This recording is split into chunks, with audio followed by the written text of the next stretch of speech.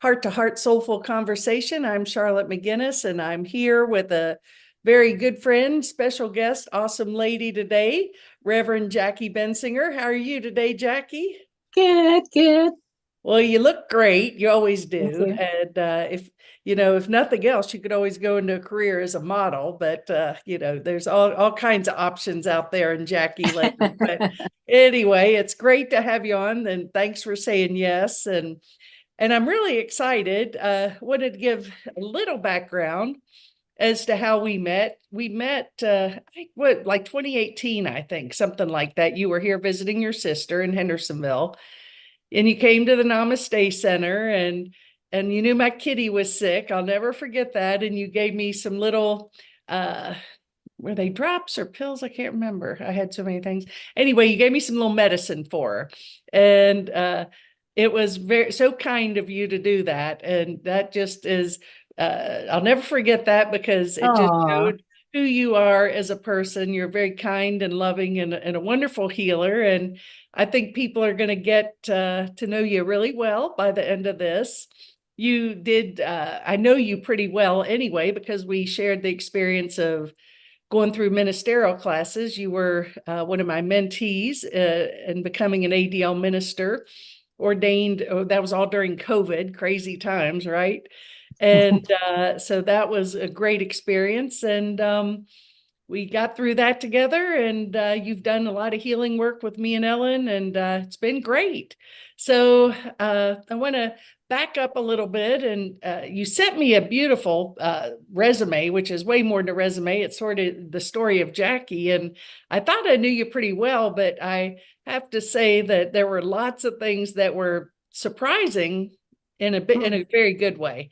Awesome. In other words, you've done lots of good things in your life, amazing things, and a lot of diverse things. So I want to start. You are a native of the Blue Ridge Mountains, as I am, West Virginia. Where were you born? In Virginia, Southwest Virginia.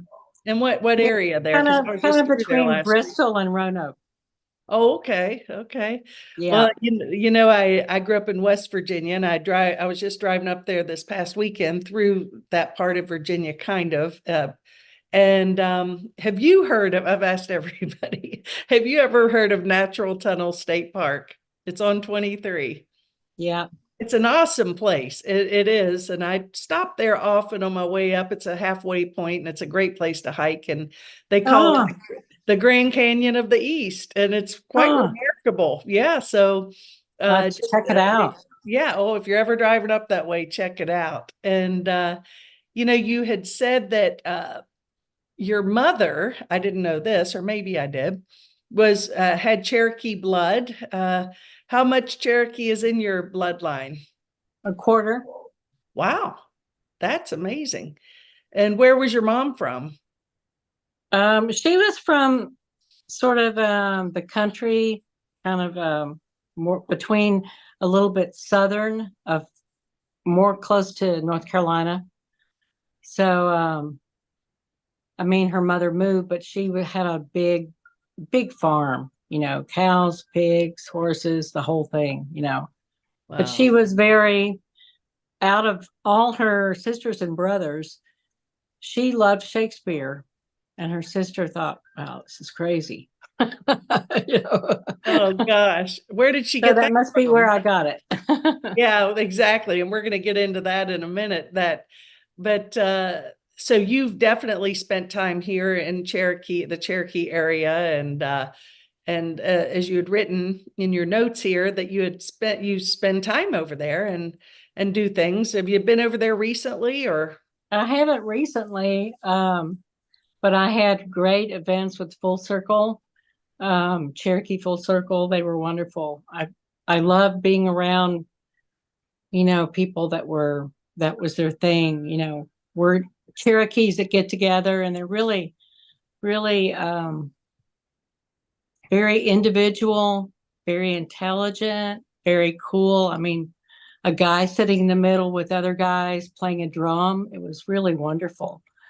Yeah. But there at the mother town that I had on my Facebook, well, yeah, it was in that spot. I found it actually before the Native American, the Cherokee took me out during that event. And I did Qigong, but when I got to that, the energy was so strong that I started shaking. I started doing my Qigong on the floor, on the ground. And he looked at me and said, "You okay?" Yeah, I was like, "Yeah, I'm okay." Yeah. Well, that energy is, I love the native energy, and I know that's why I'm drawn to this area as well. Yeah. And love the Cherokee area, and that museum is really beautiful as well over in Cherokee, and been there a few times and recommend it. So if anyone's watching, go to the museum. But Hmm. so there's interesting. So you've got that in your blood, obviously, and you had, and we'll get to the Shakespeare thing in a little bit, but also you talked about a conversation with God or a connection with God when you were only 3 years old. What was that about? Oh, that was cool. I mean, it seems like it happened. It can still happen right away. Um, I remember being out in my dad's grandma's backyard, and all of a sudden, all the colors of the sky and the grass and the buttercup flowers got extremely extreme, and I felt like, I was overwhelmed by this energy just taking me over, saying, "You are the sky, and the sky is you. You are Mm. the grass, and the grass. You are the wind, and the wind is you." So I was like, "What?" You At know, 3 years old, huh? That's pretty awesome. I started praying like crazy. My grandpa would be like, "Jackie, okay, that's enough. That's it. We can eat now." Well, what was your, did your family grow up religious, or did you grow up in the They were church? hard workers. They Mhm. were very hard workers. I think, with their belief system was very religious.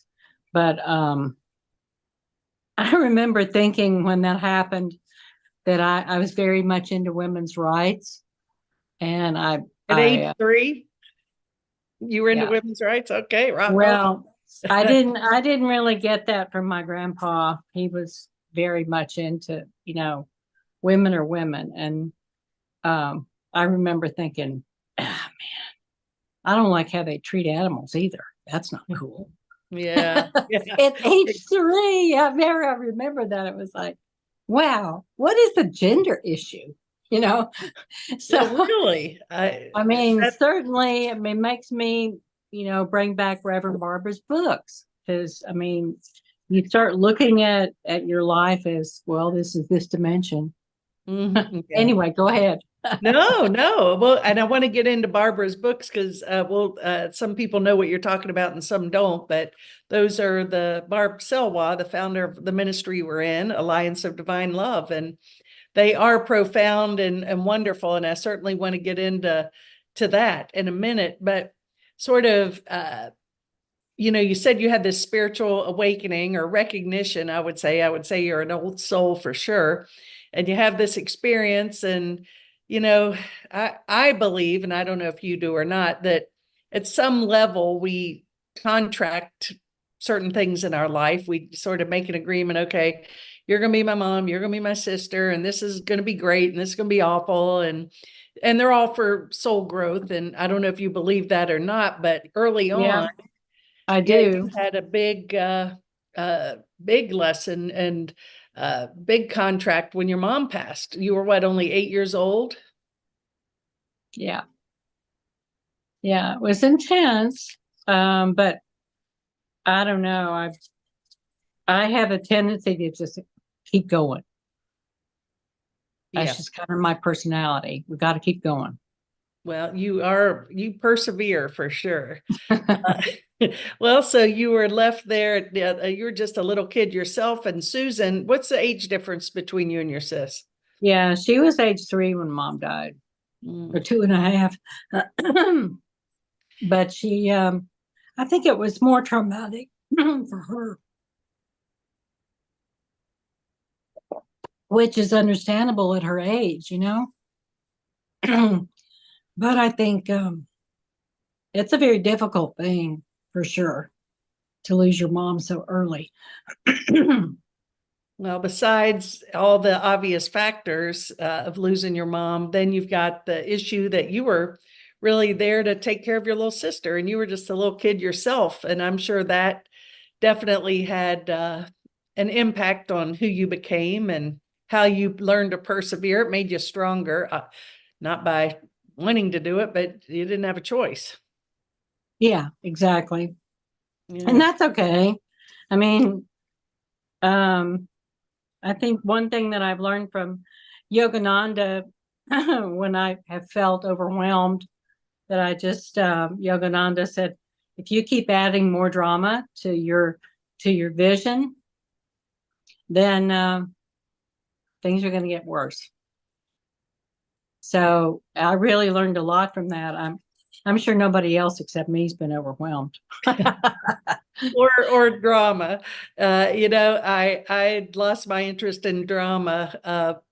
Well, because it's toxic, serves no purpose. And I don't know if you watched last week, but Joy's such a light, and I've known her for many years. And she said, I'm a fifth dimensional person living in a 3D world. And I like that because I do believe that you probably know Bonnie, who I speak to often, and we talk a lot about, 5D, the reality that we're moving into a new dimension, and for us to live to wake up to this truth, into 5D, where there's no duality, where there's love, with the prosperity, compassion, kindness, no sickness. I mean, it's heaven, really. You're not going to get there if we're carrying the drama, right? And the grievances and the judgments and the stories. And I just know now how damaging, I guess, they are. All of those components are in so many ways. They make you sick, and we'll talk about that. You, as a healer and an acupuncturist, certainly know the effects of emotions and wellness. But yeah, drama-free zone's not a bad place to be at all, is it? So Not having drama, yeah, that's great. Sometimes you have to back off yeah, yeah. from a situation where you feel like you're trying to pull in my energy. Hmm. Sometimes you just have to go. I told one lady, I said, you need to see a psychologist, okay? You need some help on how you're dealing with your suffering. Hmm. She had a tendency to go, boom, I'm going to dump all this on you because I want you to know how I feel. So you Right. have to be careful.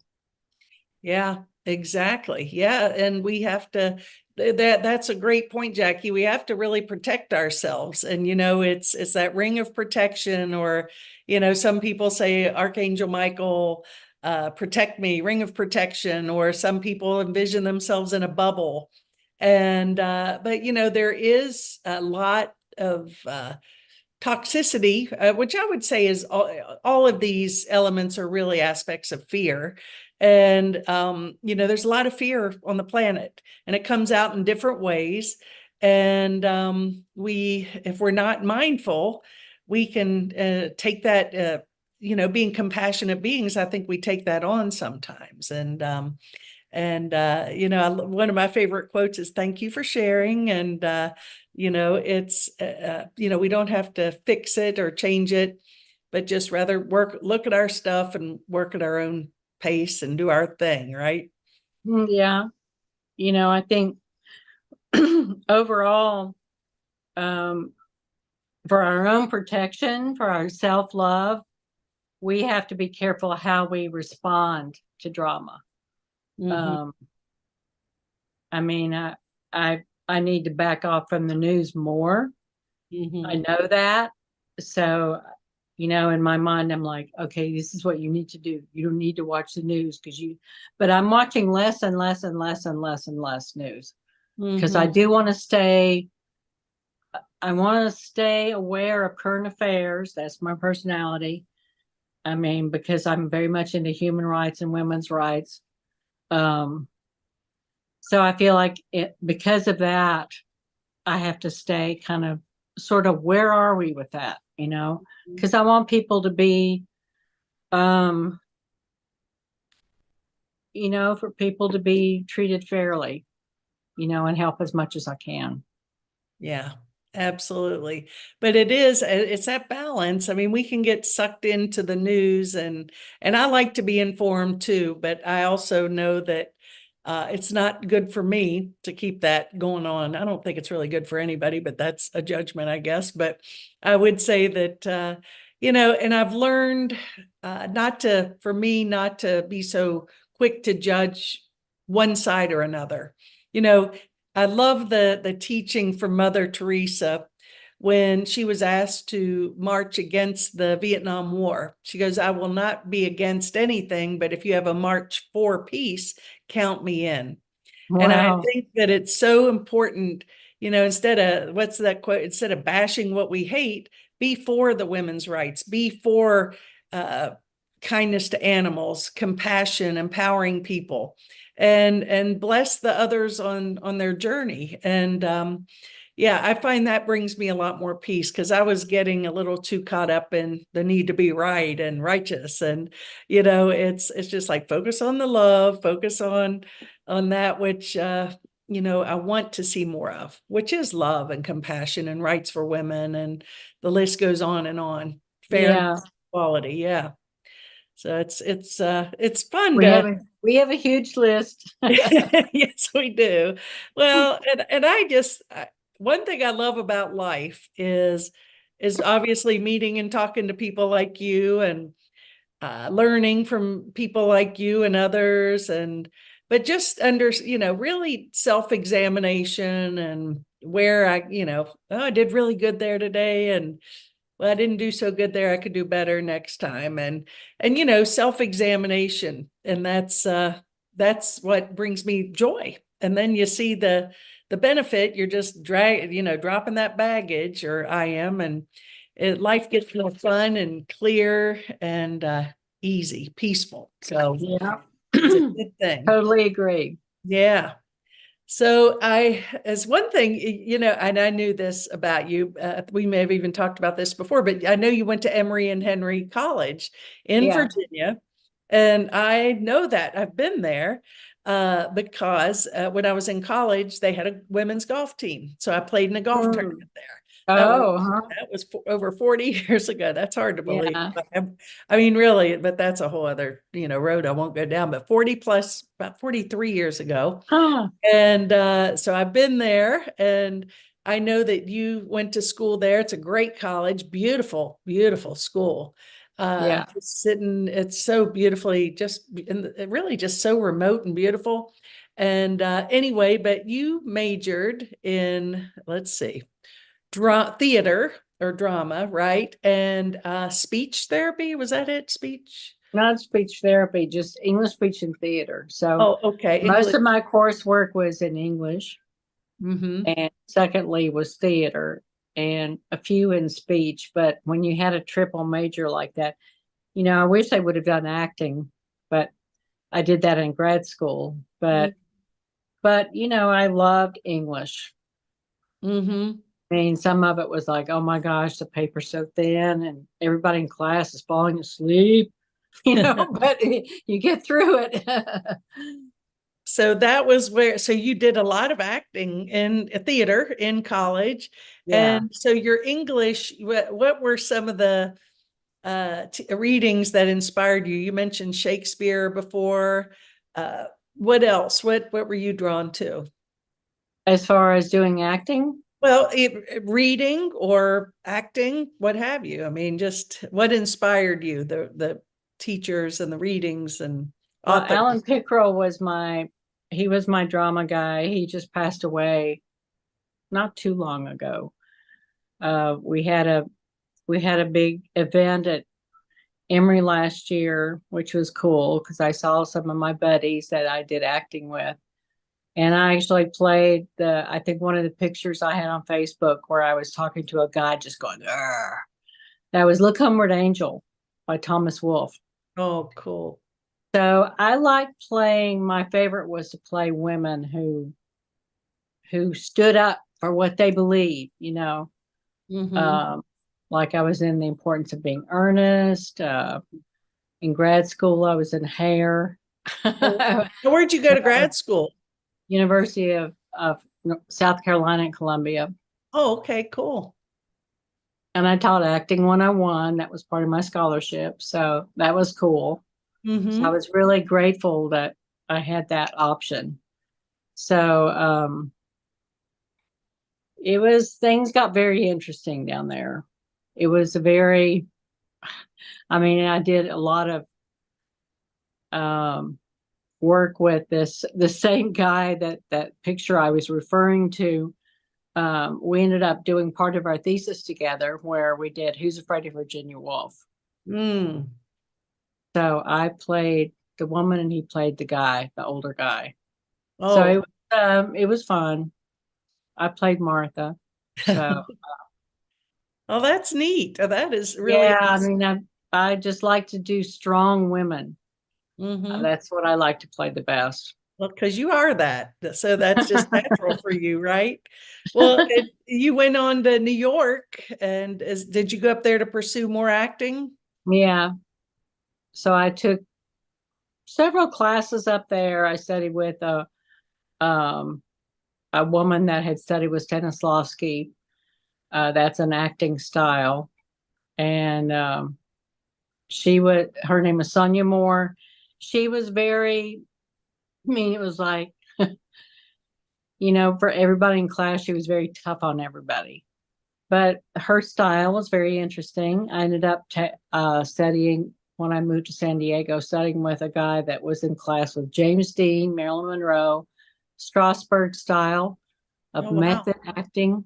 Mm-hmm. So I thought I've looked at different styles, and I hope that at some point later on that I can get back into it. Of course, I couldn't do Shakespeare. I'd have to, my memory isn't as good after I had COVID, but still Wow, be that's fun. amazing. So, I can write well, everything here on my hand. I can see you getting into it. Well, we have, the Hendersonville Little Theater here, which actually our good friend Candace is a Hmm. part of. And I would say you and she are maybe around the same age, and she loves. Oh, And then we've got the Flat Rock Playhouse. So there's all kinds of things around here. I'd love to see you get into that. Um, that'd be so cool. so you said you got married somewhere in there and moved to California like the Beverly Hillbillies, right? So that, that would be me, like you're driving across the country to California. And by the way, that was my favorite show. I love that show. But anyway, That was good. it was so funny. Oh my God. I wish shows were like that today. I mean, Green Acres, Beverly Hillbillies, all Petticoat Junction. That's just fun, funny TV. But anyway, don't want to digress. But well, then I will for a sec. Those are I see we're laughing and we're lifting our vibe because happy cells are healthy cells. So we got to remember that. Take more time to laugh. But yeah, you got married, you moved out to California, San Diego, right? And so what made I guess you did some acting, and then what turned you on to get into acupuncture? No, that's a good question. Um, I guess part of it was I was at that point I wasn't able to, like, in order to make money, you kind of need to go to LA. And my husband was like, nope, I don't want to go to LA. I hate LA. And I was like, but I'd rather be in San Diego. But I had been reading a lot of Buddha stuff for years and years. And finally, it was like probably at the class I took in Tai Chi when I moved there, I fell in love with that energy. And I was like, acupuncture, wow. Tai Chi, wow. Qigong, wow. I connected with it right away and I got really into it. The whole scene of like really focusing on you can do this to get better and this to get better. Take these herbs and combining that with Western medicine by looking at a patient's tests, Mm-hmm. what their blood test or what their neurologist said or whatever, or their fertility doc, see what how their sperm was. You know? Yeah, yeah. But uh, so not just you're the very eggs, not holistic. just the eggs. Of course, guys were like, "No way, you can't test that." Oh, But that's but it was I probably after 20 year at my 20-year point, I thought I'm just going to figure out, almost like I did this for you. I sat down and figured out how many treatments have I done in 20 years, and I'd done 60,000. Holy buckets. I was like, wow. oh my gosh. Oh That's my God. remarkable. Wow. I had no idea I did so many. I just loved helping people, and Mhm. um added the Beamer, the PEMF device to acupuncture and herbs. And after I apprenticed with Dr. Tan, um, he came up with his style. That was just as I moved from getting my license. I became his office manager. He offered me that job. So I got to be the office manager and apprentice and learn more about feng shui, qigong. I became a teacher with him and his style of doing acupuncture, and I learned a lot from him. Wow. Well, and I know you had a thriving practice out there, and it's so obviously, and I like the way you work, you Eastern and Western medicine, there is a place for both. A lot of people, I will say I tend to go more holistic, but I'm certainly not oblivious to the value of allopathic medicine by any means. But I would like to ask you, because I have in my own mind, basically, if you were to just give your overview on what we can do for aging. I'm not going to say your age, but you are remarkably well kept for your age. You're stunning and you're healthy, and but you take care of yourself. So what would you tell people if they were seeking a healthier lifestyle? And what about aging? And just give some Well, health tips in general. I turned 70 last year, and I was like, oh my gosh, oh my gosh, that's crazy, man. I'm getting old. And for me, I have less energy.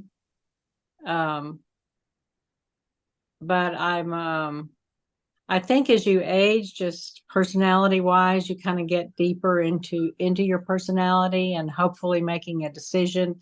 Okay, I'm done with that. I'm not going to do that. I'm not going to gather all the drama in the world in my life. And oh, here's the world. Oh, add that on, you know. Mhm. So fortunately, I've been able to just release that and focus on um, ways that will help me feel better. So, of course, I prefer to eat just a healthy diet, mostly green, healthy diet, lots of veggies. Um, that's my preference. Um, and doing some kind of workout, like a harder workout 3 days a week. So I'm into stretching, um, and doing exercises like helping my waist, my hips, because I was seeing physical therapy for a greater trochanter area of my hip joint. So I still do that physical therapy Mhm. of holding up my butt and my torso, just exercising that part. So continuing that so that that's not an issue. Um, and then, just doing some 5 pound weights. They're not really heavy, but doing like kind of a treadmill thing and qigong. I do qigong every day, but Wow. mine is it's almost like like I was telling you earlier about something I'm thinking about considering calling it is instead of jazzercise, cheercise. So as I've looked at jazzercise, like, oh my gosh, that's how my body does qigong. So, I think it would be the main part of qigong, no matter what kind you do. If it's you have to a certain form that you do every second and follow the leader. You getting into your breath, doing diaphragmatic breathing, that is absolutely number one to help you with aging and Mhm. just making you feel better, making you feel more calm, relaxed in the midst of chaos. Mhm. Um, so that's a big deal. Taking time to meditate, that is a big deal. Mhm. Even starting, I mean, almost every single patient said to me, I can't do meditation because I can't just sit and think nothing. Like everybody says that. That's That's amazing. okay. Just let it go, kind of focus up on that third eye and just breathe. Mhm. And if stuff comes in, you know what she said to me? Oh my gosh, that really pissed me off. So, Well, there's the actor. There's your actor coming out there, Jackie. You could be a comedian too. Okay. but I mean, people told me that that's what happened to him. So I'm like, just put that, just let that go, put it in a closet for a bit, and you can deal with it later. Mm-hmm. But for right now, just calming, just breathing in your belly so that you're breathing, you're not holding your breath. That's a big deal. Yeah. And because it helps I mean, of course, beyond that, from head to foot, your feet are grounded. And of course, Bonnie would be talking 45,000 minutes about being grounded. Yeah. And Gaia, she would love that. And that helps you feel like, oh, okay, I don't just have like a little bit of energy, like from here up. I'm connected to Mother Earth, and I can feel it all the way beyond the top of my head. And that's possible where you feel, and that'll give you more energy when you do that. Right. Absolutely. Yeah, well, there are so many things we can do, just like you listed, it's not rocket science, but it's, good breathing, healthy diet, move. I think movement is so important. A lot of people, they get too sedentary, and quiet the mind, let go of the baggage. I think one blessing that comes with aging is you care less and less what other people think, and Mm. we're more, it's kind of like who, whatever, it doesn't matter. What's that have to do with me? And that's a gift, to be free of the opinion of others or whatever that we think how others should be or whatever. So anyway, and we're more free to just be who we want to be and who we are. And if people like it, fine. If they don't, that's fine too. But I want to get into something. I mean, I know you're a fantastic healer. There's no question about that because I've had the experience.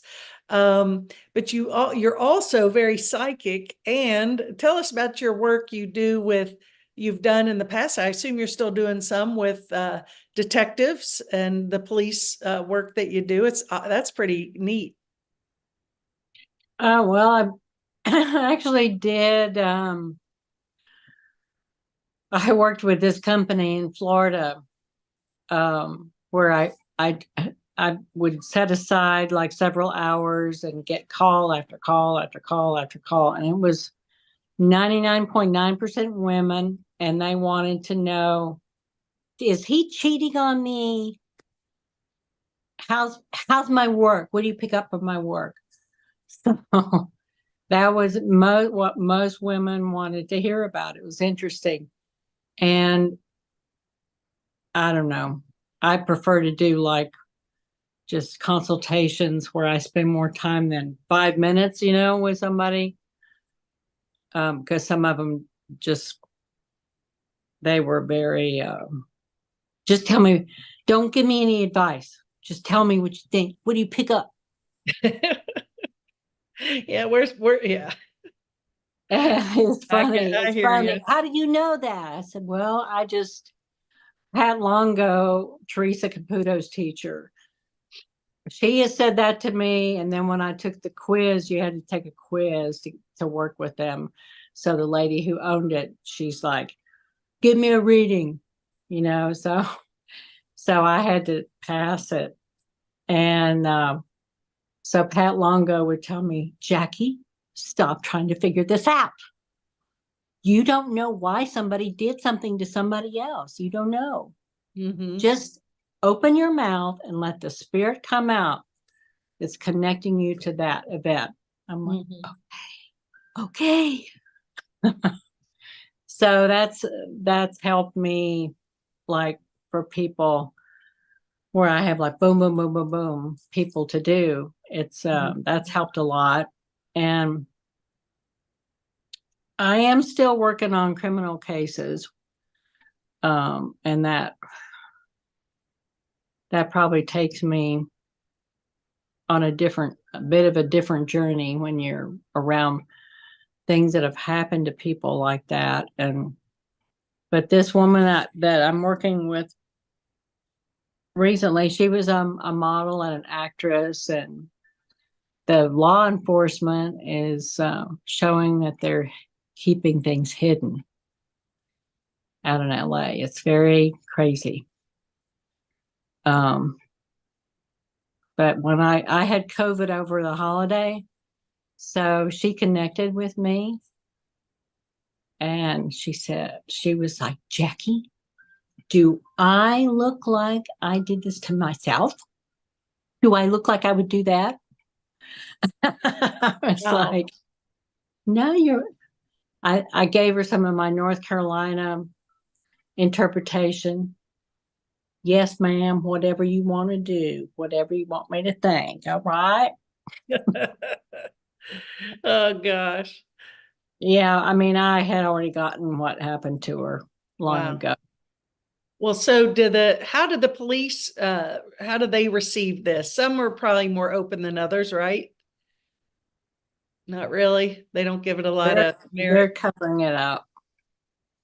They're Yeah. covering it up. Oh, It's good. That's kind of crazy, but I've learned, um, after dealing with a criminal that killed two young girls.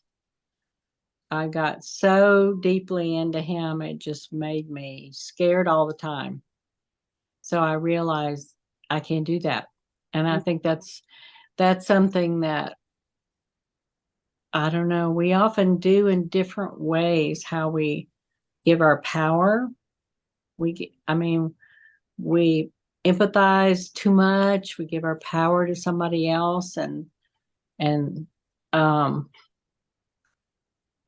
sometimes you just have to go, I'm taking my power back now.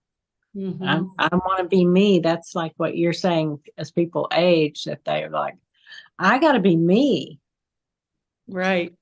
Yeah, and we get more confidence in that. And you know, you talk about empathy, and I would say that naturally, uh, a lot of people who do what we do, you know, are empathetic beings, and a lot of times we take that on, right? And then guess what? A lot of healers get sick.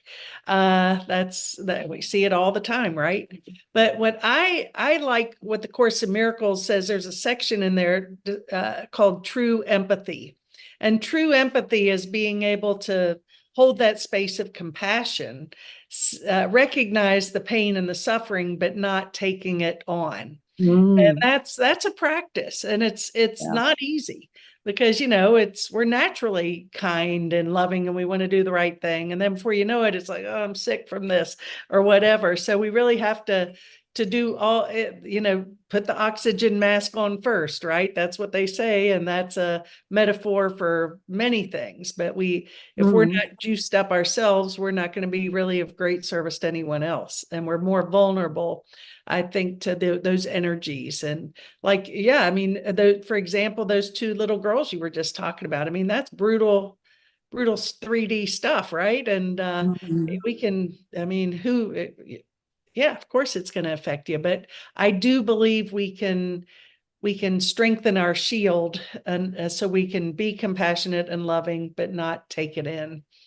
And as you said, to recognize sometimes you just have to pull back and say, can't do that. And that's an art in itself, is to recognize I need to pull away from this for a while or whatever, Mhm. and not be afraid to do that. Because instead of just, and that's one thing I've learned. I used to just put the pedal to the metal and I was just going to blow through everything. And now I'm like, nah, I got to chill on this one for a while or whatever. So it's this life is about learning, right? That's what we're here to do. Well, I think going back to the basics, I Yeah, think that's that's exactly where I that's was uh going. that's So the let's talk key about right that. there. Hmm? That's the key right there. What's the key? The books, the Bard's book. Going back to the Mhm. basic whole to me it's pretty much the core of my spirituality. Mhm. I mean, I'm very close to Jesus, Yogananda, but it just kind of, I don't know. I was telling my sister today, I said, I'm one of those weird people that likes to take acupuncture, beamer, herbal medicine, feng shui, qigong, and stir it all up. It's Well, that's psychology and awesome. stir it all up. It's like, Well, it that's makes all sense to what you me. gathered. That's what you've brought into your toolkit, all these things, and you're creating your own way of expressing that. I think that's awesome. You've got quite the variety, and now that's Jackie's, that's Jackie's way. So I think it's cool. And so you've gone back and you say you're rereading the books from the ministry Alliance of Divine Love, and one thing I want to say is uh, I think I got ordained back in 1995, and when I first got a hold of the books, I thought, what? These are like, of course, this everybody knows this. I mean, I thought I was just so cool and like, but that I don't know what's in those books, but they will change your life. The lessons, even though we know it, maybe at a mental level, somehow it gets the Barb Sowell's word, the noggin. It gets past the noggin into the body and into the heart and into the soul, and it's great stuff. And what I really love about it is the simplicity and the power at the same time, of those teachings. And they are transformative. Then I'm glad. So you mentioned to me before we went on today that it's like reading them almost like reading them for the first time, because every time we read them, they're different, right? I couldn't believe it. It was like, this is not what I remember reading when I went through this. Yeah. But you told me you had reread it several times. Like 20 times, I think I've done those books because I've had a lot of ministerial students, and every time it's different. And I'm like, what the? Yeah, it's like, I don't remember this. Or really that, or oh, I didn't see it that way at all that time. And I also found what was interesting, and I do remember the lesson, but I'm not going to bring it up.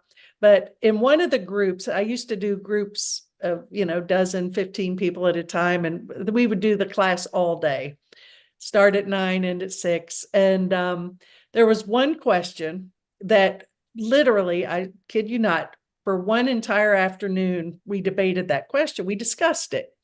And it was interesting because it seemed like a pretty benign question. And prior to that, it's like everyone's like, well, that's obvious. Da da da da. And then that we got past that question in about a minute.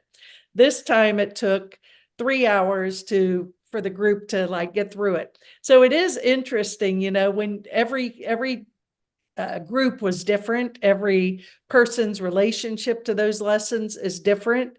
You said, for example, you're big into Jesus and Yogananda, and then your whole quantum soup of everything else you do. And so with that, you're bringing that into the lessons. And then not only that, you took the class, what, 4 years ago, back in 2020, and now here we are, and you're way different now than you were then. We're all way different, right? And of course, we're going to read them differently. They're going to be different to us. It actually wouldn't be very good if it was the same, right? It means that we've stayed the same. Well, I don't know. More times I read it, I don't know, it just takes me even deeper. I mean, to the soul level. It's like, this is not just it. There's not, or there was like this life and this life and this life and this, you know. Yeah.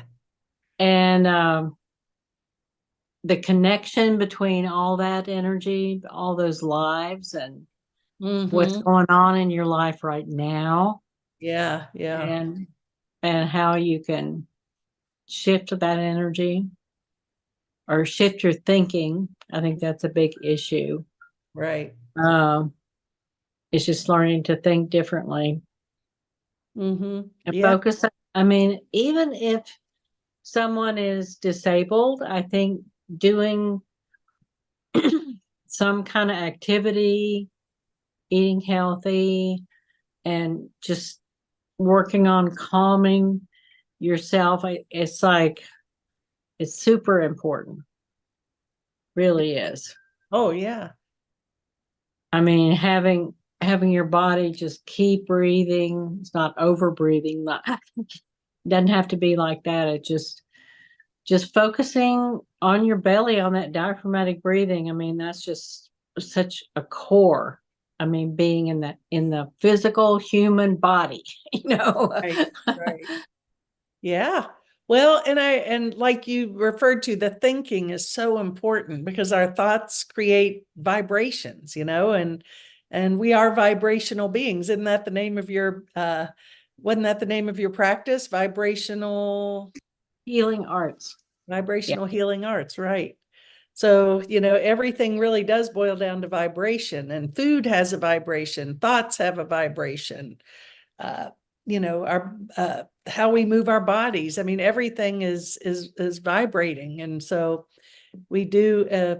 There's many factors, many factors to that, and I know that you and Susan, your sister, were both very active with the Angel Squad with Dr. Selwell while she was still here on the planet, and I'm so glad that you and Susan got to do that. That you all saw the value and knew the treasure of that opportunity. We didn't have a whole lot of people that participated for whatever reason, but I know that you all knew the value of wow, this woman is something, and I don't want to miss a thing of what she says, and her energy, and we talk about her a lot still in our groups. And she's her philosophy was so simple: be kind, compliment people, be loving, and she just was a real simple woman, but deep. And she's been places in the ethers that we can only imagine. And so I'm sure she's embedded in all of our hearts and minds at this point, and always with us as well, for sure. So Yeah, I can feel her moving from dimension to dimension sometimes. When she spoke, I mean, it was like her voice, and then I don't know how many years ago in a different solar system. I don't know. yeah. But just in a different dimension. But she just was. It was all basic divine love. Yeah. That was the thing she just kind of went back to every time she spoke. I mean, just focusing on the energy of the angels, and no matter what, focusing on loving other people, love yourself. And Self-love was huge for her. That was a huge part of her message, self-love. that is a big deal. It's something that I think we often forget to do that, because our focus is, I got to do this, I got to get groceries, I got to do laundry, I got to, it's all out there. but like when you do self-love, like a journal kind of, um, that it focuses on, oh my gosh, my dad told me that like Mm-hmm. 60 some years ago, and I just took that on like you always have to you know. Well, it's so true. Well, when Ellen and I went through with Dr. Henshaw, the co-founder of ABL, you never had the pleasure of meeting her. She was very different, but very equally awesome. And anyway, what she told us to do the first class was keep a journal and every day write something positive about ourselves. And Oh, it's again, I was like, really, but I mean, I was an idiot then. I thought I was so cool, but I was like, okay. So anyway, but it's now I'm like, how simple yet powerful was that little lesson. And we were talking earlier today in our Holy Moments book study. It's really our being good Samaritans is actually, I think we're better Samaritans the more we love ourselves, the more we build our kindnesses, our compassion, our forgiveness, our love. And then, so it is document that stuff, write it down, build on it. We're responsible for, we have free will, so we can choose to plug into the fear and the negativity and the judgment and the drama, or we can choose to plug into the light, the love. And yeah. I mean, the question is, what are you doing? yeah. What are you doing? What is your activity to take care and love yourself? Mm-hmm. Mm-hmm. Yeah. Well, I love myself, so I take some time for meditation and whatever is your particular focus of how that's going to help you. Mm-hmm. Maybe it's just walking for half an hour to an hour, or just starting, 5 or 10 minutes. It is a very individual thing. Yeah. Uh, Nature's huge. And today, again, in our group, interestingly enough, I would say 75% of the conversation was about birds. And it was about hummingbirds and bluebirds and everything. And it was like, well, how did that happen? Well, we know how it happened. We just opened ourselves up, and everybody had a story. We had tattoos in the group about birds. And so, but nature is so healing and powerful for sure. Absolutely, it is. It's very strong, but I mean, it's generally kind of like the Cherokee um, energy is what really tuned me in. Being in the small town of the Cherokee is, I mean, it's just a field, and Mm-hmm. there's a river nearby, but it's like you could just feel every tiny little neuron. It's Yeah, yeah. very clear, specific, strong, and when you kind of align with that energy, it Mm-hmm. it helps you it helps you heal. It Oh, really helps sure. you clear out negative energy. Um, and you may start jumping around like me. And you never know what's going to happen, right? It's just part of your process and our individual what we need to learn. So, Yeah. we're winding down to the end, and one thing that you can touch base on before that I intended to mention was you also help people who have lost their pets or communicate with animals, right? So I know that's a biggie. So you want to talk a little bit about that? And Okay. yeah. Well, it's similar kind of similar psychic phenomena, but I see the whole thing is, Char, I think everybody is. I think we all are intuitive. But I think we often connect with earth energy that we just talked about. We talked about and just moving it over to the animal category of just because they're not in front of you doesn't mean, I mean, your doggy that's passed on, you can easily connect with that energy Mm-hmm. because you remember him, you loved him so much. So I usually have the person, if they're missing, it absolutely doesn't matter where they are. San Francisco, Buffalo, New York, Florida. I mean, I just say I prefer to do like a FaceTime, and then I like to see a couple pictures of the animal, and I ask, do they have physical issues or kind of how are they? And I would say most of the time I mean, immediately I can get if they passed on. Mm-hmm. Um, and the same thing is for humans. Right. Um,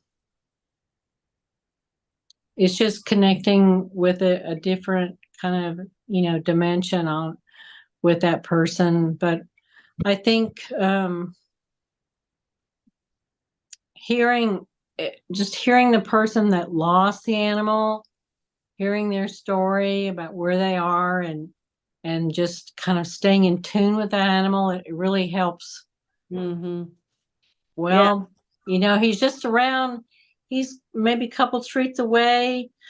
Because in San Diego, there's a lady, a vet that texted me, wants me to find this kitty cat in her neighborhood. So I'm working on that.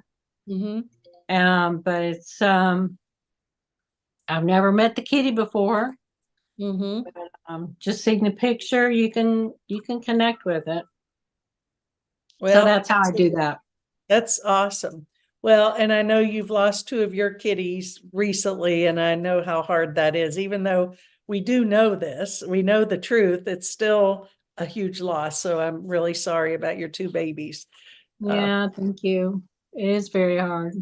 yes, it is. So, well, as we're winding down, would you like to tell people how to connect with you if they're interested in having a healing or a Yeah, reading or whatever? yeah, I can do it over the computer. I can do FaceTime where it can either a reading or a healing. I do a lot of ministerial and intuitive coaching, even in California. And we just do a phone call. Sometimes she's like, I want to record it, so we're going to copy it. Okay, okay. um, but it's probably the best way is just to email me at Jackie@vibrationalhealingarts.net. And you can message me on Facebook as well. But I would be happy to help you. Um, so I would look forward to conversing with you and connecting with you, and just doing anything I can to help. That's the Well, I certainly appreciate you being on today, Jackie. It's been fun. You're an awesome yeah, lady. And I will put those, I'll put your info in on the post and make sure that people can get there from there. And great. it is on, besides being on Facebook pages, it's on YouTube. My YouTube channel is youtube.com/inspire YOUTV, inspire UTV. So that it'll be there. I'll put everything in the post, and you can contact Jackie and share this with your friends if you all feel inspired to do so. So thanks everyone for tuning in. Thank you, Yeah, Jackie, and thank you. great to be with you. And I'll see you Same Easter here. Sunday, if not before. Absolutely. Okay, dear. Love you, Thank you so Shar. Bye much. bye. Namaste.